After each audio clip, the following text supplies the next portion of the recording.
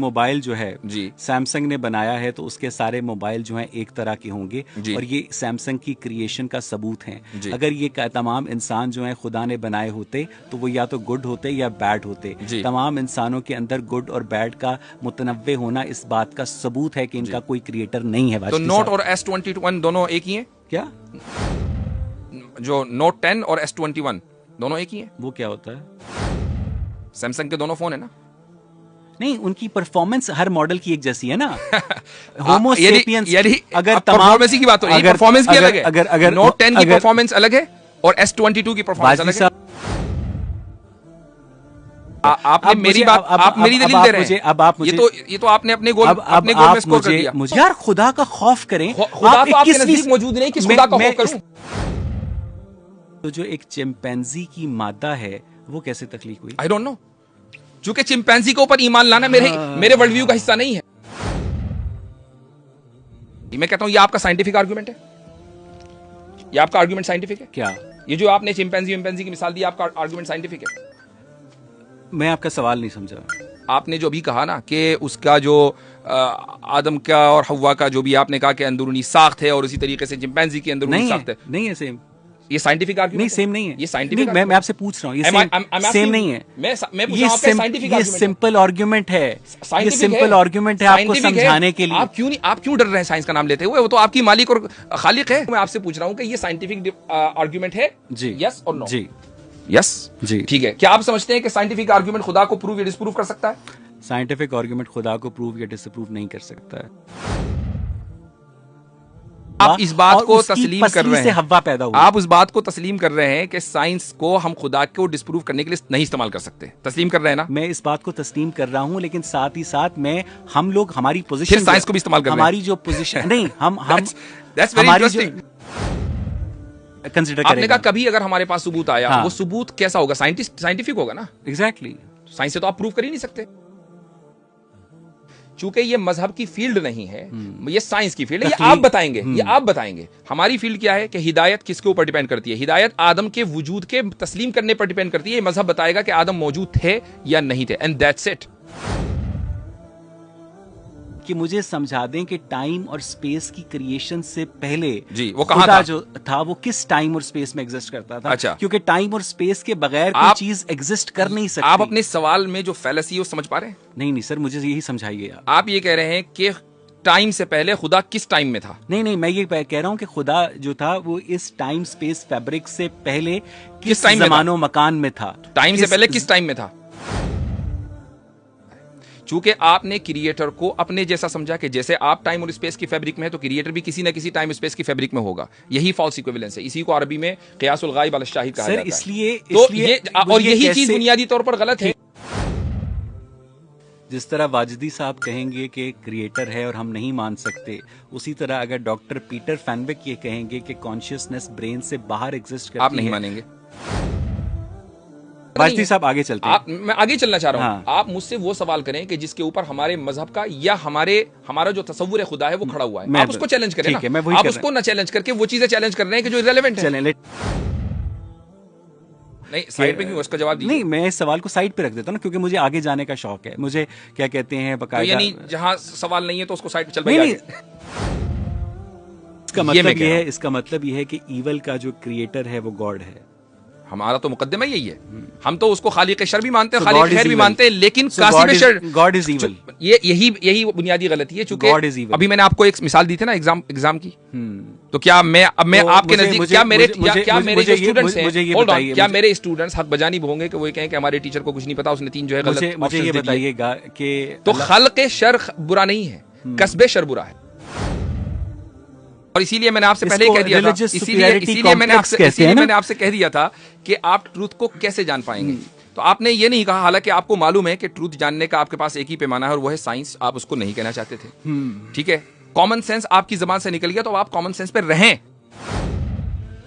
कि आप क्या कहते हैं मजहबी एस्पेक्ट से अपनी बीवी को अपनी बहन तस्लीम करते हैं? नहीं।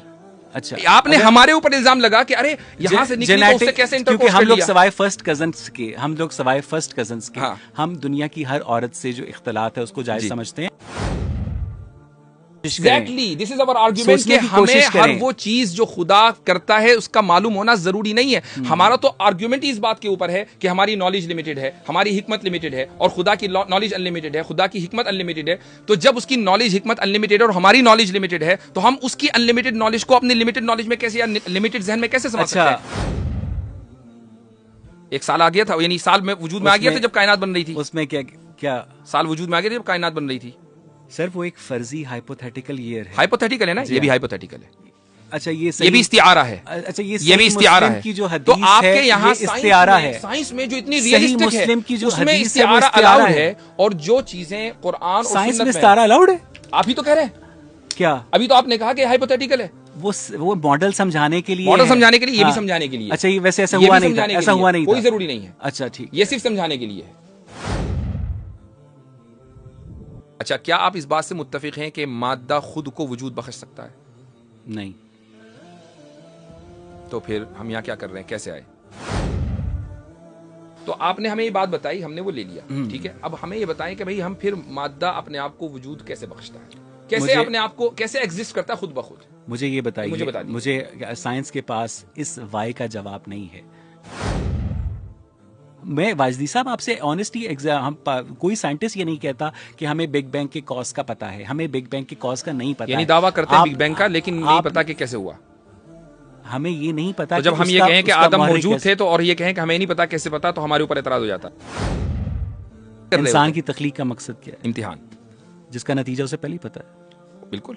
तो ये कैसा इम्तिहान हुआ? मुझे पता है अपने स्टूडेंट का नतीजा, मुझे मालूम है इनमें कौन फेल होगा कौन पास होगा, जबकि मेरे पास लिमिटेड नॉलेज है। ठीक है, चलें अब मैं समझाता हूँ आपको। मेरा ख्याल है कि आज की गुफ्तगू समझना चाहेंगे इस चीज को, मसला तकदीर पर दोबारा कर लेंगे। चले ठीक है। मेरा नाम अवैस इकबाल है और मैंने तकरीबन पिछले 15 साल पाकिस्तान के मीडिया में जॉब की है। मैं दुनिया के तमाम मज़ाहिब को मैन मेड समझता हूँ, चाहे उसके अंदर हिंदुइज़्म हो, इस्लाम हो, क्रिश्चियनिटी हो, जूडाइज़्म हो, बुद्धिज़्म हो। एक एथीस्ट के नज़दीक दुनिया के तमाम मज़ाहिब जो होते हैं वो मैन मेड होते हैं। आपके पास खुदा की, चूंकि मौजू खुदा का वजूद है, अभी हम मजहबी खुदा के ईसाई वाला वर्जन है कि इस्लाम वाला वर्जन है, उस पर तो बात ही नहीं कर रहे हैं। हमारे पास किसी हम ये बात कर रहे हैं के क्रिएटर का कोई भी एविडेंस, कंक्लूसिव एविडेंस आपके पास नहीं है। आपको नहीं लगता कि the absence of evidence is not the evidence of absence? You are absolutely right, and you are using Carl Sagan's phrase which he used for extraterrestrial beings, जो उसने aliens के लिए इस्तेमाल किया था कि absence of evidence is not evidence of absence। हमारे पास कोई evidence नहीं है कि ऐसा कोई भी जो creator है वो इस time और space के fabric से beyond exist करता है, और उसने अदम से इस कायनात को वो वजूद में लेकर आया है। हमारे पास ऐसा कोई evidence नहीं है। ये दावा आप लोगों ने किया है कि इस कायनात का कोई खुद, आपके नजदीक ट्रूथ तक, किसी भी चीज के ट्रूथ तक पहुंचने का आखिर कोई तो तरीका होगा ना। आप डिनाइल में तो नहीं रह सकते कि मैं तो सच्चाई को जानता ही नहीं हूं। मुझे नहीं लगता, अगर आपके पास सॉलिड दलील है तो वो सॉलिड दलील कोई भी हो सकती है। अगर आप मुझे बताइए कि इस कायनात का एक खाने की मिसाल ले लेते हैं। अगर आप सर प्लीज, इस कायनात का एक खुदा है, ये दावा रिलीजन ने किया है, आपने किया है, मैंने नहीं किया है, हमें नहीं, इससे पहले हमें नहीं पता था। अब आप इस दावे को किसी भी ऐसी दलील से साबित कर दें जो मुझे समझ आ जाए, जो हमारे ऑडियंस को समझ आ जाए। ठीक, ये कॉलिंस डिक्शनरी है, इसमें जो बर्डन टू प्रूफ अगर आप डालेंगे, इसमें जो एंट्री है वो ये लॉ में, a claimant is someone who asks to be given something which they think they are entitled to. ठीक है, सिंपल सी बात है। आप मुद्दई अगर हैं, यानी मिसाल के तौर पर मैं अपने मकान में रह रहा हूं और आप आकर ये दावा करें कि यासिर साहब ये मकान मेरा है, ठीक है, तो मुद्दई आप होंगे, मैं मुद्दाले होऊंगा, ऑब्वियसली बात है। तो बर्डन टू प्रूफ आपके ऊपर होगा। आप बर्डन ऑफ प्रूफ लेने को तैयार नहीं। सुन लीजिए, मैं मुद्दई, आप मुद्दई होंगे और मैं मुद्दाले होऊंगा। मेरा काम दलील देना नहीं होगा, आपका काम दलील देना होगा। क्यों? इसलिए कि मैं उस मकान में रहता आ रहा हूं। ये इंसानियत शुरू से किसी मरकजी खुदा में बिलीव करती आ रही है। यही वजह है कि आप अगर किसी भी किताब को उठाएं फिलॉसफी की, तो उसमें जो नॉन एथिस्ट है हिस्ट्री का, वो 500-600 BCE था वो, और इसका नाम डेमोक्रेटिक। इसके अलावा आपके पास कौन सा तरीका है पहचानने का? BC से स्टार्ट हुई है ना, उससे पहले हमारे पास राइटिंग नहीं थी। ठीक, तो आपने कैसे पहचाना? चलिए, मैंने थोड़ी देर के लिए मान लिया कि एवोल्यूशन हुआ है। अब आपने ये उसके बाद ये मफरूजा इसीलिए मैंने गढ़ने का लफ्ज बोला, ये मफरूजा गढ़ा, चूंकि एवोल्यूशन हुआ है और इंसान जो है वो यहां तक पहुंचा, तो उसने शुरू में खुदा के वजूद का इदराक कर लिया होगा, ये मुमकिन नहीं है, यकीनन किसी ने उसको बताया होगा, लिहाजा जो इस्टेब्लिश और बाय डिफॉल्ट इंसान की जो पोजीशन है वो एथीज्म है। ये मफरूजा नहीं तो और क्या है। जबकि अगर हम एंथ्रोपोलॉजी पढ़ें, होल्ड ऑन, जबकि हम एंथ्रोपोलॉजी पढ़ें या इसी तरीके से जो इस वक्त सिविलाइजेशन है, एंशिएंट सिविलाइजेशन है, आप ग्रीक सिविलाइजेशन में चले जाएं, आप इजिप्शियन सिविलाइजेशन में चले जाएं, आप इंडियन सिविलाइजेशन में चले जाएं, या उससे पहले जो टर्की में इस वक्त सबसे कदीम सिविलाइजेशन के आसार मिले, हर जगह इन तमाम जगहों पर एक मरकजी खुदा का तस्वुर पाया जाता है। हम तो न्यूट्रल पोजीशन, यही तो मैं कह रहा हूं, हम तो न्यूट्रल, आपने तो मेरी बात की तस्दीक कर दी। हम तो न्यूट्रल पोजीशन पर थे कि जनाब हम नहीं जानते। अब आप मुझे, आपने मेरी बात की तस्दीक कर दी कि डिफॉल्ट पोजीशन। मुझे सिर्फ इतना बता दें जी, 1 लाख साल पहले प्लैनेट अर्थ के ऊपर इंसान रहते थे? I don't know. You don't know? No, I don't know. आप कभी शिकागो के फील्ड म्यूजियम में गए?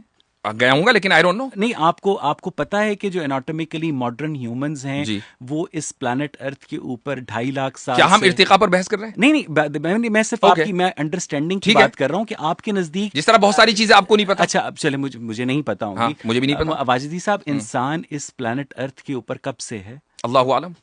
आपको हजरत आदम का नहीं पता? नहीं, हजरत आदम का पता है, लेकिन ये नहीं पता कि वो कब आए थे, ये हमें बताया नहीं गया। अच्छा, इसका मतलब ये है कि जो तारीख इब्ने कसीर है उसके अंदर ये लिखा गया है कि जहां तक मैंने पढ़ा है, correct me if I am wrong, आप यस यू आर रॉन्ग, तो पहले मेरी सुन तो रहे ना सर। नहीं, मुझे मालूम है आप क्या कहना चाह रहे हैं, आई नो। ठीक है, आपके नजदीक हजरत आदम जो हैं वो इस प्लैनेट अर्थ पर कब थे? I don't no. आपको नहीं पता।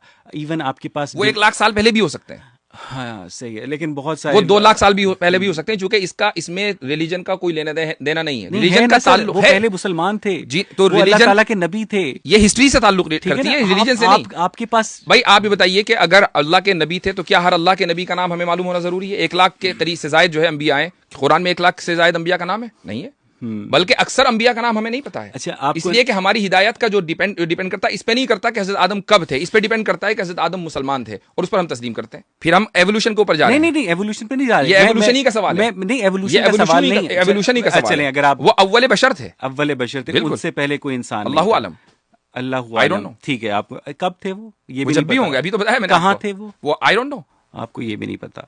अच्छा, आपको ये पता है कि हजरत आदम के कितने अरसे के बाद हुजूर सल्लल्लाहु अलैहि वसल्लम इस्लाम लेकर आए? अगर मुझे ये पता चल जाए तो मैं ये ना बता दूं आपको कि हजरत आदम कब थे। तो इसका मतलब ये है कि जो डिवाइन गाइडेंस आपके पास है, जो कुरान मजीद आपके पास जिब्राइल लेकर आया, उसने भी आपको ये नहीं बताया, इसलिए कि ये इन्फॉर्मेशन इररेलेवेंट है, वो हमारे नजदीक रेलेवेंट है, क्योंकि आपका मौजू रिलीजन नहीं है, आपका मौजू हिस्ट्री है। ठीक है, मेरा मौजू रिलीजन है, क्योंकि रिलीजन का जो सुन लीजिए, रिलीजन की जो बुनियाद होती है वो हिदायत है इंसान की, और हिदायत का ताल्लुक इससे नहीं है कि आदम कब थे और कब नहीं थे। अच्छा, मुझे ये बताइए कि अगर अल्लाह ताला या इस कायनात को अदम से वजूद में लेकर आए थे, तो टाइम और स्पेस को क्रिएट उन्होंने किया, उससे पहले वो टाइम और स्पेस के अंदर एग्जिस्ट ही नहीं करते थे। ठीक, तो जो चीज टाइम और स्पेस के फैब्रिक में एग्जिस्ट ही नहीं करती है, साइंस के नजदीक वो एग्जिस्ट ही नहीं करती है। जो चीज टाइम और स्पेस अगर क्रिएटर अदम से वजूद में लेकर आया, तो वो खुद अदम में कैसे एग्जिस्ट करता था, और इस यूनिवर्स को बनाने का रॉ मटेरियल जो कि हमारे पास 75% हाइड्रोजन है, ये यूनिवर्स जो है, इस कायनात को बनाने का रॉ मटेरियल वो क्रिएटर कहाँ से लेकर आया?